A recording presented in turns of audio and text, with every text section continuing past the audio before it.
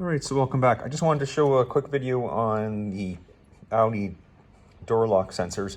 If you do replace it, I ended up struggling for about an hour because what I wanted to do was be able to get the door to pull open and unlock the door without that side piece going back in, but it turns out it's actually required. So let's see if I can do this.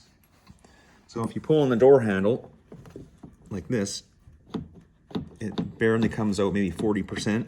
Turns out that accent piece forms a function. So this has to go back in first,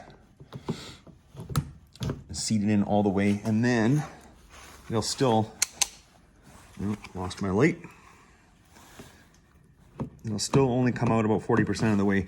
So you have to actually tighten that torx screw where it makes contact with the door handle itself. It's still not coming out. Keep turning it. Still not coming out. Keep turning it. Keep turning it more. Let's see. Ah, now it's starting to pop. So now you see, give it a little bit more. But that's part of the function of the door.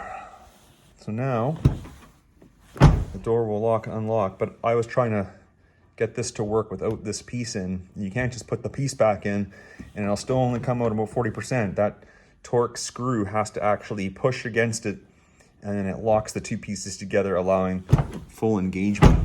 Otherwise, see now you can see the light here, it's dark in here, but now it has that full engagement. So now I'm gonna test to see if the sensors work, and that's it.